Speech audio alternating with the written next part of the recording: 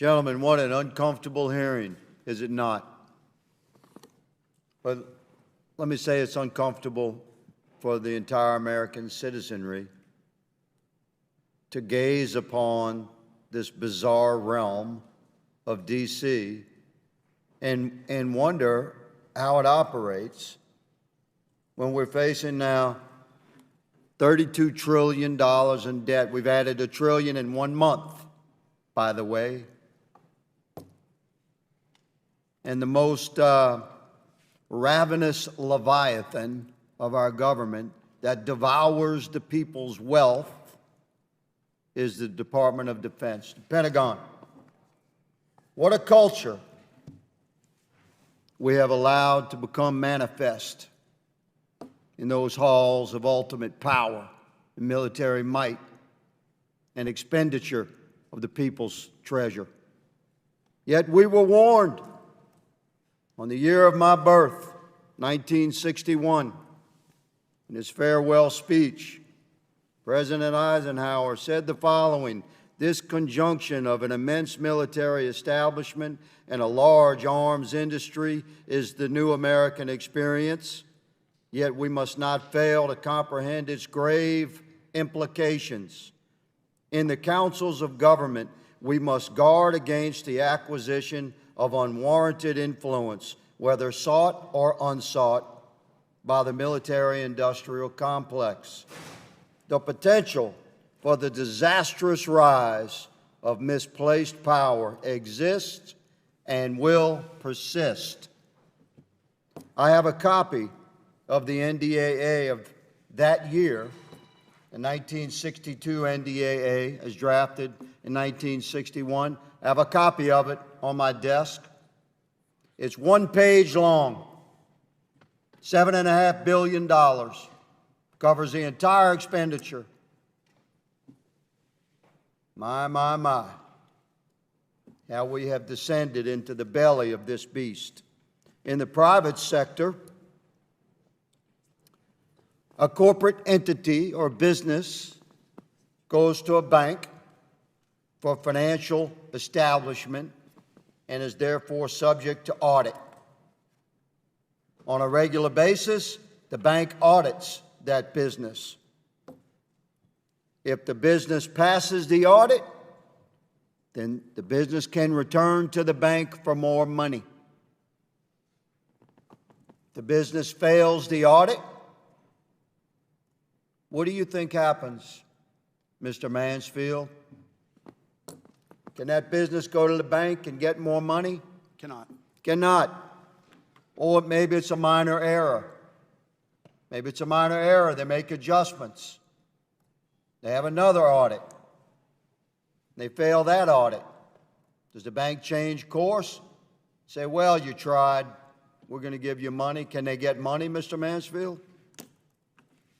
No. They cannot. Maybe not. Thank you for your candor. Here's the problem with this bank. We don't even have the money. We're giving you $1 trillion a year almost now. We just added $1 trillion to our national debt in 1 month. It's an arrogantly abusive culture that we have allowed to become manifest over there, that devours the people's wealth.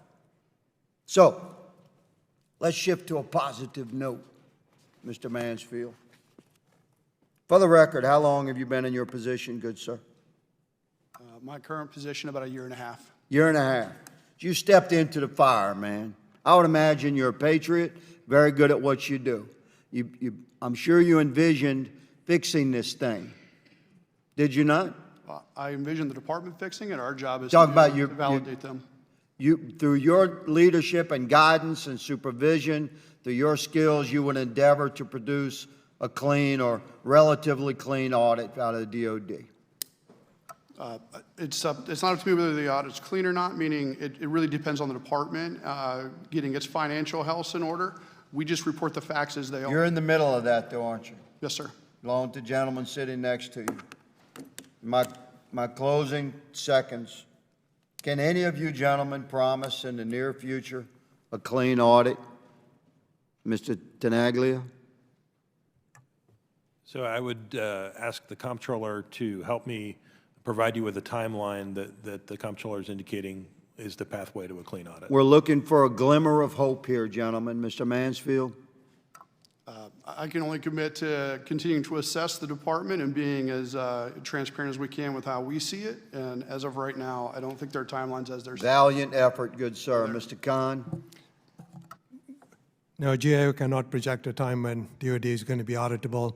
Through our recommendations, we are forcing them to get auditable, but it's really up to them to implement those recommendations and reach that goal. Thank you, gentlemen, for your testimony today.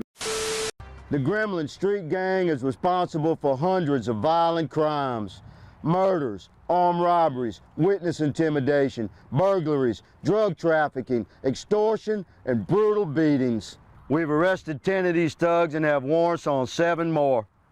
Every one of these animals is most definitely armed and dangerous. Darren Carter, Aaron Carter, Travis Cooper, Cody Guidry, Jaron Diggs, Kirkland Demichet, and Jonathan Landry. We have felony warrants for your arrest.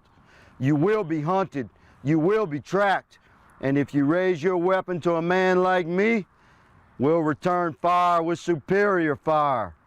Darren Carter, you think men like these are afraid of an uneducated, 125-pound punk like you that's never won a fair fight in your life and holds your gun sideways? Young man, I'll meet you on solid ground anytime, anywhere, light or heavy. Makes no difference to me. You won't walk away. Look at you. Men like us, son, we do dumbbell presses with weights bigger than you. And the convicts in jail, most of those men are good people who just found themselves crossed with the law. They're not evil, and they don't respect you or any punk like you. They'll toss you around like a rag doll. I encourage every citizen watching this to look into your own heart and find the American courage that conquers all evil. I implore you to listen to this message and stand up. Take back your streets. Take back your country. Come forward with information about these heathens that have terrorized your community.